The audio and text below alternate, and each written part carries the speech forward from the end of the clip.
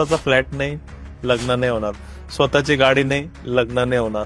स्वतःचं एखादं काही इंस्टाग्राम पेजवरती खूप छान छान फॉरेन ट्रिप्स हे नाहीये, लोकांना मी इम्प्रेस कसं करणार. हा जो माइंडसेट आहे हा कुठं घेऊन जाणार आहे आजच्या पिढीला. सो लिन रिंचनी आहे ना त्याच्या पुस्तकात एक गोष्टी खूप मस्त सांगितली आहे. आपण what to buy and why you are buying, म्हणजे तुम्ही काय बाय करताय आणि कशाला करताय हे तुम्हाला माहित पाहिजे. आज मला सांगितलं की अरे ते घराच्या तिकडे इन्फ्रास्ट्रक्चर मोठा रोड जाणार आहे, तिकडे लँडची प्राइस वाढणार आहे, लगेच तू घर घेऊन टाक. अरे तिकडे मल्टिप्लेक्स येणार आहे, तिकडे कमर्शियल प्रॉपर्टी घेऊन टाक. सो हा तुम्ही बाय करायच्या आधी तुम्ही स्वतः बघतच नाही की तुम्हाला इन्व्हेस्टमेंट करायचं आहे की नाही करायचं आहे.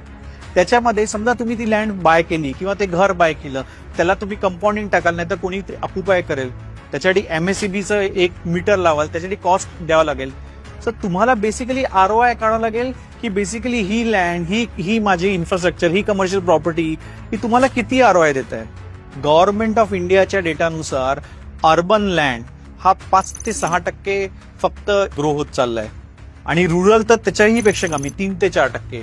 इमॅजिन कर की आपल्याकडे रेंटल यील्ड जे आपण म्हणतो ते 2.5 ते 3% आहे, तरी पण अर्बनमध्ये तू कोणती पण प्रॉपर्टी घेतलं तर मॅक्सिमम इन्कम जे आहे ते 8 ते 9% होतं आणि ते 30%च्या ब्रॅकेटमध्ये जातं. त्याच्या व्यतिरिक्त समजा तुम्ही म्युच्युअल फंडमध्ये इन्व्हेस्टमेंट केले, सगळ्यात घाणेरड्यातल्या घाणेरड्या म्युच्युअल फंडनी पण 12% रिटर्न दिली आहेत मागच्या 10 वर्षात. बॉस मला कळतच नाही लोक का होम लोन घेऊन किंवा का लँड विकून का दुसरी लँड परचेस करतात.